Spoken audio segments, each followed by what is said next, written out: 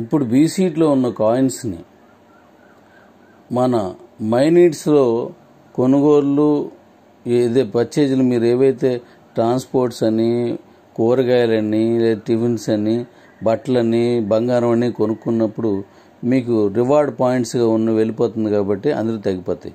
మీరు ఏ రేటుగా నమ్ముకోవచ్చు. నేను ₹100 పిన్ అని తీసేస్తాను కాబట్టి మీరు తక్కువకు అమ్ముకోవచ్చు, ఎక్కువకు అమ్ముకోవచ్చు. అమ్మేవాళ్ళు ఎవరు లేకపోతే తక్కువకి వెళ్తుంది, ఎక్కువకి వెళ్తుంది.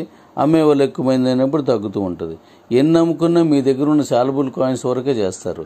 మీ దగ్గర ఉన్న శాలబుల్ కాయిన్స్ ఇవాళ ఏమవుతాయి అంటే అవి మీకు మీ దగ్గర ఉన్నాయి. ఇప్పుడు నాకు ఈ 2.5గా వచ్చిగా ఉన్నాయి 2.5 కోట్ల నుంచి 3 కోట్ల కాయిన్స్ ఉన్నాయి. ఇవన్నీ కలిపి ఇందులో వచ్చినవి. ఇందులో మీకు కొన్ని ఇంటర్నేషనల్ ఎక్స్చేంజ్కి ఇస్తాను, కొంత పర్సెంటేజ్ బీసీట్లోకి ఇస్తాను. ఇలా బీసీట్లోకి వచ్చినటువంటి కాయిన్స్ ఏవైతే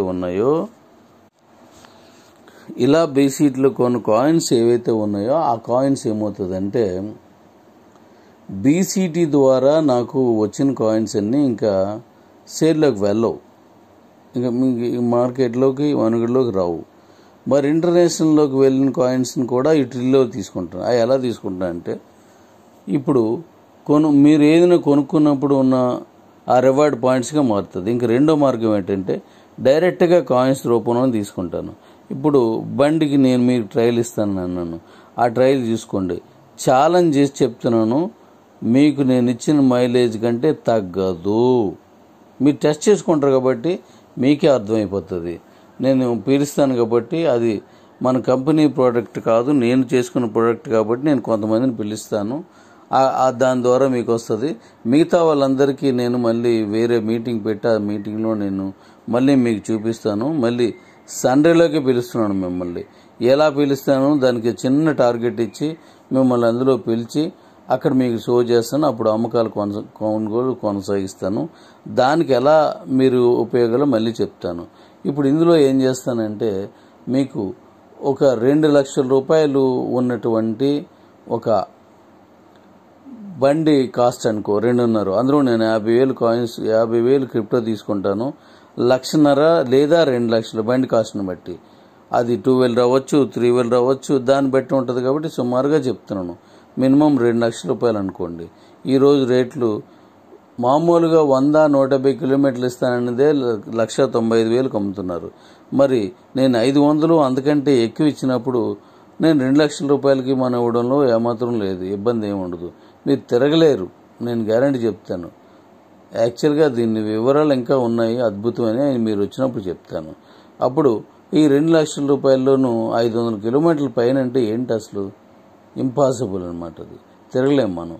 ఇప్పుడు మీకు ఆ 50,000 రూపాయలు ఇచ్చాను అనుకోండి అందులో క్రిప్టోని, మిగతా 1,50,000 మీరు క్యాష్ ఇస్తారు. అది కొనుక్కునేవాడు ఎవడైతే వాళ్ళు ఆయా షోరూముల్లో, మన ఏ షోరూమ్ ఉండవు, బయట షోరూమ్లకు వెళ్ళిపోద్ది కాబట్టి ఆయా షోరూముల్లో ఇస్తాను.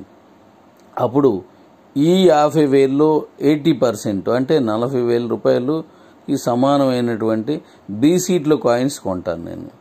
అవి తీసుకుంటాను. అంటే బీసీట్లోను మీరు కొనుక్కున్న కాయిన్స్ని ఆ రోజు ఏ రేటుకి కొన్నారో ఆ రేటుకే నేను కాయిన్స్ కొంటాను. నేను మీ దగ్గర తీసుకుంటాను. మీరు ₹100 రేటుకే అందరూ అమ్మకాలు జరుగుతున్నాయి అనుకోండి, దాన్ని బేస్ చేసుకొని నేను ఇస్తాను. ₹50 రేటుకే ఉన్నాయనుకోండి, ఆ ₹50 రేటుకే నేను తీసుకుంటాను. టుడే మార్కెట్ రేట్ ప్రకారం తీసుకుంటాను అనమాట. అలా తీసుకున్నప్పుడు మీరు కాయిన్స్ని మనం ఏం చేస్తామంటే 40,000 రూపాయలకి మీరు ఇవ్వాల్సి వచ్చింది అనుకుందాం. 40,000 రూపాయలు అంటే దాంట్లో మీ కాయిన్ రేట్ని బట్టి ఎన్ని కాయిన్స్ వస్తే అన్ని కాయిన్స్ బీసీట్లో తీసుకుంటాను. అప్పుడు మీరు బీసీట్లోనూ ఆ బండి కొనుక్కున్న వాళ్ళు ఇండియాలో ఎవడున్నా సరే మైనీడ్స్ ద్వారా వచ్చి వాడు మన బీసీట్లో కూడా కాయిన్స్ కొనుక్కొని ఆ బండి షోరూమ్కి ఇచ్చేస్తాడు. అంటే మిగతాది క్యాష్ ఇస్తాడు. మిగతా 20% అంటే 10,000 రూపాయలు ఉంది కదా, అది 20% ఏం చేస్తామంటే 100% అయితే అందులో 20% దీన్ని ఇంటర్నేషనల్ మార్కెట్ నుంచి తీసుకుంటాను. అంటే మీరు ఇప్పుడు మనకు ఉన్నటువంటి బిట్మార్ట్లో కానీ, బ్యాంకింగ్ స్వాప్లో కానీ, ఎల్ బ్యాంక్లో ద్వారా కానీ కొనుక్కున్న వాళ్ళు నాకు ఆ కాయిన్స్ ఆ షోరూంలో ఇస్తారనమాట. ఆ షోరూంలో ఇచ్చేసినప్పుడు 10,000కి అవి ఇస్తారు. అంటే అక్కడ ఉన్న రేటు ఇక్కడ ఉన్న రేటుని బట్టి ఇందులో 80%, అందులో 20% తీసుకుంటాను. తీసుకుంటారు వాళ్ళు. అప్పుడేమవుతుందంటే ఇప్పుడు 50,000 కావచ్చు, లేదంటే ₹1,00,000 కావచ్చు, లేదా 5 లక్షలు కావచ్చు బండి నుంచి. అంత విలువైనటువంటి దానికి సమానంగా ఈ కాయిన్స్ మిగతాది క్యాష్ తీసుకుంటాం కాబట్టి ఈ బి సీట్లో కాయిన్స్ మీకు దొరకవు. ఈ 200 కోట్లు అయిపోయిన తర్వాత మీకు ఎన్ని వస్తాయి? మళ్ళీ 2 కోట్లే సంవత్సరానికి వస్తాయి. అంతకంటే పెద్దగా ఎక్కువ ఉండవు. 2 కోట్లే సంవత్సరం మొత్తానికి వస్తాయి. మరి ఈ సంవత్సరం అంతా ఈ 2 కోట్లే మీరు ఇవ్వాలి. కాబట్టి ఇందులో మీకు విపరీతమైన సేల్ వస్తుంది. అందువల్ల ఆ విధంగా ఇప్పుడు మీకు ఏమవుతుందంటే బీ సీట్లో ఉన్న కాయిన్స్ అన్నీ ఈ బీవీ హార్ట్ బీట్ వల్ల వెళ్ళిపోతాయి. లేకపోతే వెండర్ పాట్ల వల్ల మీరు సహజమైన జీవితం జీవిస్తున్నప్పుడు కొనుక్కునే షాపుల్లో వీటిల్లో కొనుక్కునేటప్పుడు రివార్డ్ పాయింట్స్గా వెళ్ళిపోతాయి. అంటే ఇవన్నీ కూడా బర్న్ అయిపోతాయి మనకున్న కాయిన్స్లో. ఇంకా ఇంటర్నేషనల్ ఎక్స్చేంజ్ ద్వారా వచ్చిన అక్కడ బర్న్ అయిపోతాయి. ఈ బర్న్ అయినప్పుడు మీకు ఏమవుతుందంటే, ఉదాహరణకి మన కాయిన్స్ మొత్తం 1,440 కోట్లు పెట్టాం. అది 140 కాయిన్స్ అనుకోండి. ఉదాహరణకి 140 కాయిన్స్ అనుకోండి ఎగ్జాంపుల్కి.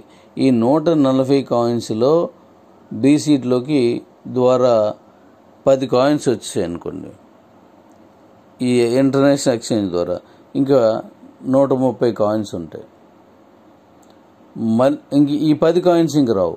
మళ్ళీ 130లో మళ్ళీ 10 కాయిన్స్ వచ్చాయి. 120 అంటే 120లో మళ్ళీ 10 కాయిన్స్ వచ్చాయి. ఇంకా 110 ఉంటుంది. 110లో మళ్ళీ 10 కాయిన్స్ వచ్చాయి. 100 ఉంటాయి. ఇలా కాయిన్స్ తగ్గిపోతున్న కొద్ది మీకు ఇంటర్నేషనల్ కానీ బీ సీట్లు కానీ రేట్లు పెరుగుతాయి.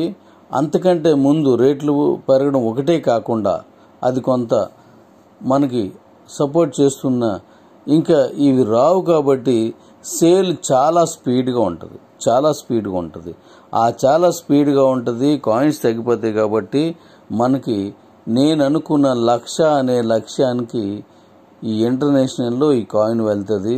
బీ సీట్లోనూ ఉన్న అమ్మకాల ద్వారా ఇక్కడ తగ్గిపోద్ది కాబట్టి మీరు అమ్ముకునే కాయిన్స్ సంఖ్య తగ్గిపోద్ది కాబట్టి మార్కెట్లో ఉన్న అవైలబిలిటీ కాయిన్స్ తగ్గిపోతాయి కాబట్టి మీకు రేటు విపరీతంగా పెరుగుతుంది. దానికంటే ముందుగా వెంటనే సేల్ అయిపోతాయి. ఇప్పుడు ఇవి వెంటనే సేల్ అవుతాయి. అందుకోసం ఇప్పుడు మళ్ళీ ఈ బీ సీట్లోని అమ్మకాలు ఏవైతే జరుగుతున్నాయో ఈ అమ్మకాల్లో మళ్ళీ నేను నాన్ స్టాకబుల్ ఇక్కడ ఇస్తాను. అంటే ఇంతకుముందు మీకు ₹500 ₹100 ఇస్తే ఇక్కడ కూడా అదే రేషియోలో మళ్ళీ మీరు కొనుక్కున్న దాంట్లో నుంచి మళ్ళీ ₹100కి మీరు అమ్ముకున్నారనుకోండి, ఇక్కడ ₹20 తీసి మీకు నాన్ స్టాకబుల్ ఇచ్చేస్తాను. అంటే అప్పుడు ఏమవుతుంది, అమ్ముకున్నందుకు మీకు ఎటువంటి మీరు 100కి అమ్మితే 100 మీకు వచ్చేస్తుంది, 50కి అమ్మితే 50 మీకు వచ్చేస్తుంది. కానీ నేను కాయిన్ ప్లస్ హాఫ్ కాయిన్ నేను 1+ ఇస్తాను కాబట్టి ఆ వచ్చిన అంటే ఇక్కడ 1+ అంటే మీకు కొనుక్కుని కాదు, నేను కొనుక్కున్న వాడికి మళ్ళీ నేను మన కంపెనీ డెవలప్మెంట్ కోసం ఇచ్చిన కాయిన్స్ కూడా వెళ్తే గట్టి గతంలో మీకు చెప్పాను. ఇందు మీద వచ్చిన దాంట్లో నుంచి మళ్ళీ మీకు ₹20 తీసి పనిచేస్తాను. అంటే ₹100లో నాకు వచ్చిన భాగం 33% నాకు వస్తుంది, అంటే మీ కంపెనీకి వస్తుంది.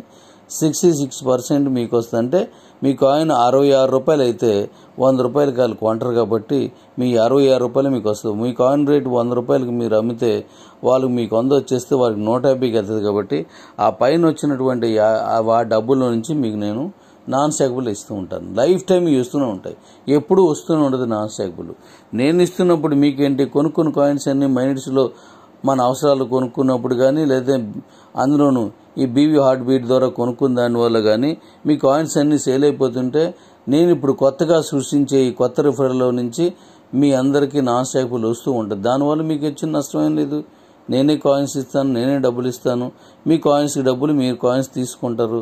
ఇప్పుడు ఇంటర్నేషనల్లో కాయిన్స్ కూడా ఇక్కడ సేల్ అయిపోతుంటాయి, నేషనల్లో ఉన్న కాయిన్స్ కూడా మీకు సేల్ అయిపోతుంటాయి. ఇది చాలా చాలా ఉపయోగం ఉంటుంది మీకు. ఇప్పుడు మీ దగ్గర ఉన్నటువంటి అకౌంట్స్ ట్రాన్స్ఫర్ అకౌంట్ అని లేకపోతే మెర్జ్ అకౌంట్ అని నేను ఇప్పుడు ఇస్తున్నాను. ఈ ట్రాన్స్ఫర్ అకౌంట్ మెర్జ్ అకౌంట్లో ఇంకొక ప్రతిపాదన వేల నుంచి ఇప్పుడు నేను మాట్లాడిన వాళ్ళ దూరం నుంచి దగ్గర నుంచి వచ్చింది. ఈ ట్రాన్స్ఫర్ అకౌంట్ అనే దానికి నేను మీకు 200 రూపాయలు పెడుతున్నాను, 250 రూపాయలు పెడుతున్నాను అని మీలో మీకు ఒక వాదన నేను చెప్పిన దాని ద్వారా వచ్చింది కాబట్టి ఇప్పుడు దానికి వివరణ ఇస్తున్నాను. ఇప్పుడు మీకు 250 రూపాయలు మెజ్ అకౌంట్కి నేను కూపన్ కాస్ట్ పెడతాను, మెజ్ కూపన్ అనుకుందాం. మీరు ట్రాన్స్ఫర్ చేసినా లేదా విలీనం చేసినా మీకు ఇదే కూపన్ వాడాల్సి ఉంటుంది. అలా వచ్చినటువంటి ఆ కూపన్కి 80 కాయిన్స్ నేను ఇస్తాను. అంటే మీ అకౌంట్లో ఉన్న కాయిన్స్ కాకుండా మీకు 100 ఉండొచ్చు, 200 ఉండొచ్చు, 2000 ఉండొచ్చు, 10,000 ఉండొచ్చు, అందులో 1,00,000 కాయిన్స్ ఉండొచ్చు. నాకు తెలియదు ఎంత ఉంటాయో, మీలో మీరు అమ్ముకుంటారు కాబట్టి. దానికి మెజ్ కూపన్ వాడినందుకు మీకు 80 కాయిన్స్ వస్తాయి. ఈ 80 కాయిన్స్ జాగ్రత్తగా వినండి. ఈ 80 కాయిన్స్లో 100 రోజుల తర్వాత 30 కాయిన్స్ శాలబుల్గా మీకు వచ్చేస్తాయి, 30 కాయిన్స్ శాలబుల్గా వచ్చేస్తాయి, 50 కాయిన్స్ స్టాకబుల్గా వెళ్తాయి. 100 కాయిన్సే ఉన్నాయనుకోండి, ఆ 100 కాయిన్స్ ఆ అకౌంట్లో ప్లస్ ఈ 80 కాయిన్స్ 180, ఈ 180లోనూ 100 రోజుల తర్వాత 30 కాయిన్స్ వచ్చేస్తాయి. ఆ అకౌంట్కి మనం 0.25 అనేది మామూలుగా యథావిధిగా వస్తూనే ఉంటాయి. అవి కాక ఈ 100 రోజులకి ఇది 30 కాయిన్స్ వాడేసుకుంటారు కాబట్టి మీకు శాలబుల్గా వచ్చేస్తాయి. కాబట్టి ఈ శాలబుల్ కాయిన్స్ని మీకు 30 కాయిన్స్ వస్తాయి. కాబట్టి మీరు 100 రూపాయలకు అమ్ముకుంటే 3,000 వస్తుంది, కానీ మీరు ఇచ్చింది 250. కానీ మీరు ఉదాహరణ 10 రూపాయలు రాని అంటే 300 రూపాయలు వస్తుంది. మీకు 8 రూపాయలే కాయిన్ రేట్ పడినాయి, మీకు 250 రూపాయలు సుమారుగా వస్తుంది. అంటే మీరు ఇక్కడ ఇచ్చిన దానికి ఎటువంటి ఇబ్బంది ఉండదు. కానీ పైగా ఇప్పుడు మీ అందరికీ నాన్ స్టాకబుల్ యథావిధిగా వస్తుంది. మీకు స్టాకబుల్ ఇచ్చి అదనంగా అకౌంట్లోని కాకుండా మళ్ళీ దాంట్లో కొన్ని నేను శాలబుల్ ఇచ్చేస్తున్నప్పుడు మీకు అది ఉపయోగం ఉంటుంది అన్నమాట. అయితే మీలో మీరు కొనుక్కోవడమేనా ఇంకొక అవకాశం ఉందా ఈ అకౌంట్స్కి? ఇది మీరు జాగ్రత్తగా వినండి. మీలో మీరు కొనుక్కోవడమేనా ఇంకొక అవకాశం ఉందా? ఈ అకౌంట్స్, ఎస్వి అకౌంట్స్ వీటిని మీరు మెర్జ్ చేసుకోవడమా, లేదంటే మీరు ట్రాన్స్ఫర్ అకౌంట్లో అమ్ముకోవడం ఉన్నది కదా. ఇప్పుడు మెర్జ్ చేసుకుంటానంటే మీరు మెర్జ్ చేసుకోండి. మీరు 250 రూపాయలు కూపన్ వాడతారు, అందులో 80 కాయిన్స్ వస్తాయి, 30 మళ్ళీ మీకు రిటర్న్ వస్తుంది. మీకు లేదు, మీరు ఎవరు కొనలేదు, వదిలేయండి. నేనే ఇప్పుడు ఏం చేస్తానంటే మైనిట్స్ ద్వారా వచ్చిన వాళ్ళు మీకు తెలియకుండా ఇప్పుడు మైనిట్స్ ద్వారా వచ్చిన వాళ్ళు 2,50,000 మంది సుమారుగా ఆ అకౌంట్స్ కావాలని అడుగుతున్నారు. వాళ్ళ దగ్గర శాలబుల్ కాయిన్స్ లేవు, మీ దగ్గరే ఉన్నాయి. మీ అందరి దగ్గర ముందు కొనుక్కున్న వాళ్ళ దగ్గర ఉన్నాయి. ఇప్పుడు కొత్తగా వచ్చిన వాళ్ళ దగ్గర అవి లేవు. మీలో మీరు ట్రాన్స్ఫర్ చేసుకున్నారన్నా, లేకపోతే కొత్త వాళ్ళకి ఇస్తున్నా, లేదా మీరు మెర్జ్ చేసుకున్నా మీరు వాడుకోండి, ఆ కూపన్ వాడుకొని. మీకు ఇబ్బందిగా ఉన్నది ఇబ్బంది అనుకుంటే మీ డబ్బులు మీకు వచ్చేస్తాయి. ఇప్పుడు వీళ్ళకి ట్రాన్స్ఫర్ చేస్తాను. అది ఎలా చేస్తానో దానికి ఒక ఆప్షన్ ఇస్తాను. మీరు అమ్మేసుకోవాలని అనుకున్న వాళ్ళు ఎవరున్నారో దాన్ని మీరు ఇంటిమేట్ చేస్తే చాలు మీ అకౌంట్లో. అది అమ్ముకోవడానికి కొనుక్కున్న వాళ్ళకి అది అవైలబిలిటీ ఉండేలా చూస్తున్నాను. వాళ్ళకి కనిపిస్తుంది, వాళ్ళు ఆ అకౌంట్ను కొనుక్కుంటారు. అందులో ఎన్ని కాయిన్స్ ఉన్నాయో వాళ్ళకి కనబడవు, వాళ్ళకి 80 కాయిన్స్ వస్తాయి, 250 రూపాయలు ఇస్తారు, 30 కాయిన్స్ మళ్ళీ శాలబుల్కి వచ్చేస్తాయి. ఆటోమేటిక్గా వాళ్ళకి 10 రూపాయలకి అమ్ముకున్నా సరే మళ్ళీ 300 రూపాయలు వస్తాయి. కాబట్టి వాళ్ళు మళ్ళీ అకౌంట్ కొనుక్కుంటారు, ఈ కాయిన్స్ కలుస్తాయి. వాళ్ళకి నేను 2,50,000 మంది ఉన్నారు, వాళ్ళ నుంచి మీకు మీ అకౌంట్స్లోకి డబ్బులు వచ్చేలాగా నేను ఏర్పాటు చేస్తున్నాను. అలా మీకు వచ్చేసినప్పుడు మీకు వచ్చిన నష్టమే లేదు. మీలో మీరే మెర్జ్ చేసుకోవాల్సిన పని కూడా మీకు లేదు. నేను ఆ వెసులుబాటు కూడా నేను సరెండర్ అకౌంట్కి బదులుగా ఇది ఇస్తున్నాను. అప్పుడు అందులో మీకు వెళ్ళకపోతే కొంత టైం తీసుకొని ఆ సరెండర్ అకౌంట్ని కన్ఫర్మ్ చేసుకొని నేను ఆ డబ్బులు మీకు పంపించేస్తాను. ఎట్టి పరిస్థితుల్లోనూ మీకు రాదు. దానికి ఇంకొక ఆప్షన్ ఉంది, అంటే మీకు ఉండిపోవు అకౌంట్స్, దానికి ఇంకొక ఆప్షన్ ఉంది. ఆ ఆప్షన్ ఏంటంటే ఇప్పుడు ఈ 2,50,000 మంది ఇప్పుడు కొన్నారు, ఇంకా పెరిగిపోతారు, వాళ్ళకి మీరు ఇచ్చేస్తారు. ఇప్పుడు ఇంకొక ఆప్షన్ ఇస్తున్నాను. ఆ ఆప్షన్ ఏంటంటే ఇప్పుడు బండి కొనుక్కుంటున్నారు. ఆ బండి కొనుక్కున్న దాంట్లో బి సీట్లో మీ కాయిన్స్ అయిపోయి, బి సీట్లో మీ కొనుగోళ్ళు అమ్మకాలు అయిపోయి, అంటే మీరు కొనుగోళ్ళు ఉన్నాయి, అమ్మకాలు అయిపోయి, మీ దగ్గర ఉన్న కాయిన్స్ 2.5 అది ఉన్నాయి, 2,50,00,000 ఉన్నాయి, మీ అయిపోయి అనుకోండి. ఇప్పుడు మీరు బండికి ఎన్ని పడితే 50,000 రూపాయలు 40,000 రూపాయలకు విలువైన కాయిన్స్ పడతాయి. ₹1,00,000 80,000 కాయిన్స్ పడతాయి. 5 లక్షల రూపాయలు కారు తీసుకున్నారంటే దానికి అందులో ₹4,00,000 మీకు బీసీట్ నుంచి కాయిన్స్ తీసుకుంటున్నాను, మిగతా ఇంటర్నేషనల్ తీసుకుంటున్నాను. ఈ బీసీట్లో కాయిన్స్ కూడా మనకు అమ్మకాలు ఎప్పుడైతే తగ్గిపోతున్నాయో, అంటే అమ్మకాలు తగ్గితే కొనుగోళ్ళు ఉంటాయి, అమ్మకాలు ఎప్పుడైతే తగ్గుతున్నాయో మీరు మెర్జ్ చేసుకున్న అకౌంట్స్, మీ మదర్ అకౌంట్ కాకుండా మీరు మెర్జ్ చేసుకున్న అకౌంట్, ఇప్పుడు ఇంటర్నేషనల్గా వస్తున్న ఈ 2.5 లక్షల మందిలో వాళ్ళు కూడా మెర్జ్ చేసుకునే ఆప్షన్ ఇస్తాను. ఒకటి కొనుక్కుంటారు, ఇంకా అక్కడి నుంచి మెర్జ్ చేసుకుంటూ వెళ్తారు. ఆ మెర్జ్ చేసుకున్న అకౌంట్స్కి ఏం చేస్తానంటే, అకౌంట్ పరంగా ఈ బండి కొనుగోలు చేసుకున్నప్పుడు వాళ్ళు ఈ కట్టాల్సినటువంటి డబ్బులు ఏవైతే ఉన్నాయో దానికి బదులుగా క్రిప్టో తీసుకున్నప్పుడు అకౌంట్ పరంగా దాన్ని కొనుక్కుంటాం. అది కొనుక్కుని ఏర్పటిస్తాను వాళ్ళకి. అంటే మీ దగ్గర ఒక 1000 కాయిన్స్ ఉన్నాయి, అప్పుడు మీ కాయిన్ ₹40 ఉందనుకోండి ఎగ్జాంపుల్కి, నేను స్టాకబుల్ కాయిన్స్ కొంటున్నాను. ఇప్పుడు చూడండి, సాలబుల్ కాయిన్ కాదు, స్టాకబుల్ కాయిన్స్ కొంటున్నాను. ఏది ఇప్పుడు ఈ బండి కొనుక్కున్న వాళ్ళు, ఆటో కొనుక్కున్న వాళ్ళు, కారు కొనుక్కున్న వాళ్ళు ఎవరైతే ఉన్నారో వాళ్ళకి, అలాగే మీకు షాపుల్లోకి వాడుకునే వాళ్ళకి, అలాగూ లూజ్ మీ దగ్గర ఉన్న వాటిలన్నీ రివార్డ్ పాయింట్స్గా వెళ్తాయి.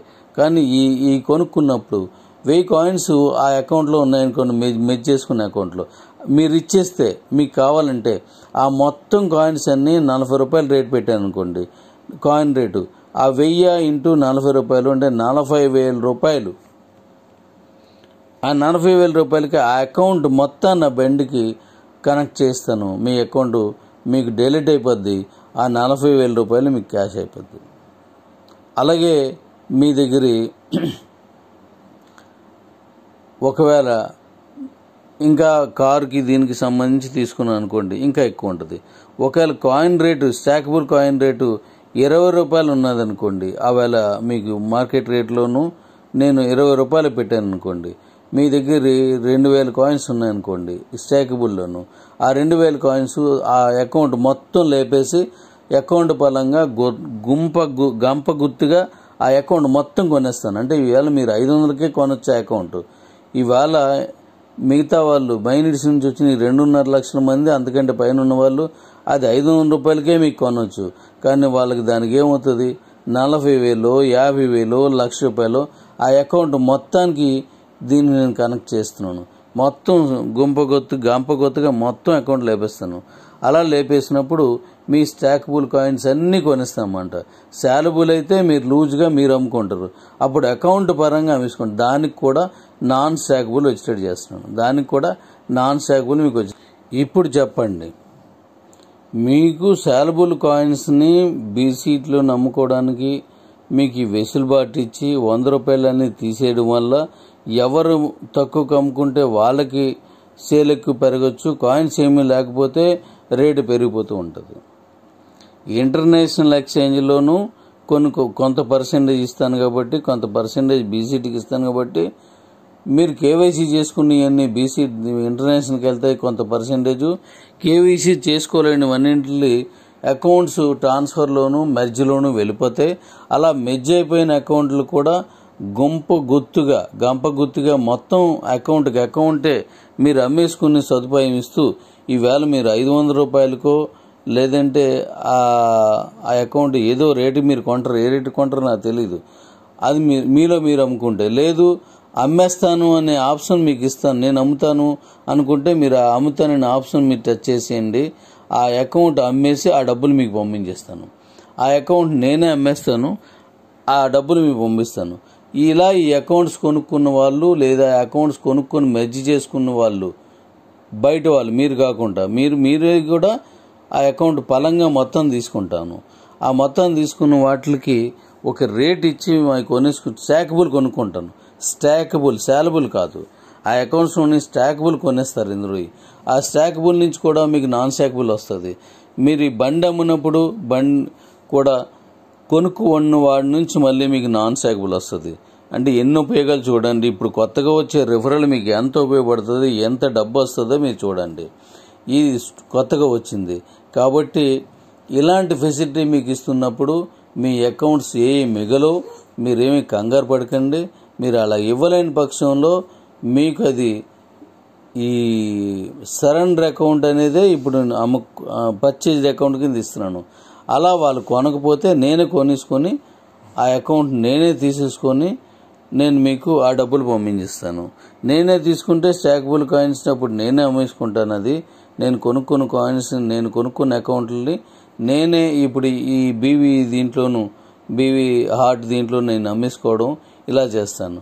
మీరు ఆ కాయిన్స్ నేను అమ్ముకుంటాను. స్టాకబుల్ కాయిన్స్ వస్తాయి కాబట్టి దాన్ని నేను అమ్ముకుంటాను. మీకు సేలబుల్ కాయిన్స్ని మీరు అమ్ముకుంటారు. అలాగే ఇంటర్నేషనల్కి వెళ్ళి ఎలాగూ దాని మీద ఉంటాయి, ఇంటర్నేషనల్కి వెళ్ళిపోతాయి. ఇంటర్నేషనల్కి వెళ్ళిపోయిన కాయిన్స్ అన్నింటినీ మళ్ళీ అందులో నుంచి కూడా మళ్ళీ నేను ఇక్కడ యూటిలిటీ కింద మళ్ళీ ఈ మైనీడ్స్లో ఉండేటువంటి షాపుల్లోనూ వీటిలో కొనుక్కున్న దాంట్లో, లేదా మైనీడ్స్లో ఉన్న ఈ గోవర్ధన్ హార్ట్స్ దీంతో ఉన్న ప్రోడక్ట్లు కొనుక్కున్న దాంట్లోనూ ఇంటర్నేషనల్ కాయిన్స్ వెళ్ళిపోతాయి, నేషనల్లో బీసీట్లోనూ వెళ్ళిపోతాయి. ఇది ఉపయోగం కాదో మీరు చూడండి. అలాగే మీరు 12 కోట్లు ఉన్నాయని నేను అన్నాను, గుర్తుపెట్టుకోండి. ఆ 12 కోట్లు నిజంగా 12 కోట్ల మంది ఉన్నారో తక్కువ ఉన్నారో మీకు తెలీదు. మీకు సపోర్ట్ ఇవ్వడం కోసం 12 కోట్ల మంది ఉన్నారు, మైనీడ్స్ సపోర్ట్ చేస్తారని చెప్పేసి నేను అన్నాను. ఇప్పుడు బీవీ దీంట్లో వాళ్ళు కానీ మైనీడ్స్ అకౌంట్ ద్వారా కానీ అంతకు మించి నాకు వస్తారు, అంతకు మించే చేసేస్తాను. అది ఇప్పుడు 12 కోట్లు ఉన్నారని మీరు లెక్కేసుకొని 12 కోట్లు ఇంటూ 500 రూపాయలు 6,000 కోట్లు వచ్చి అనుకుంటున్నారు. అలా ఉన్నాయో లేదో మీకు తెలియదు, ఇంకా తక్కువే ఉన్నాయి. కానీ నేనే మీకు ఆ విధంగా సపోర్ట్ చేసేలా చెప్పాను. ఎంత తక్కువ ఉన్నా పర్లేదు, ఎందుకంటే ఈ కాయిన్స్ అన్నింటినీ మన దగ్గర 12 కోట్లు ఉన్నా లేదా అంతకంటే తక్కువ ఉన్నా మన దగ్గర ఉన్న ఎంత, మీ అందరి దగ్గర ఉన్న 9 కోట్ల కాయిన్సే మొత్తం మన కంపెనీలో ఉన్నాయి.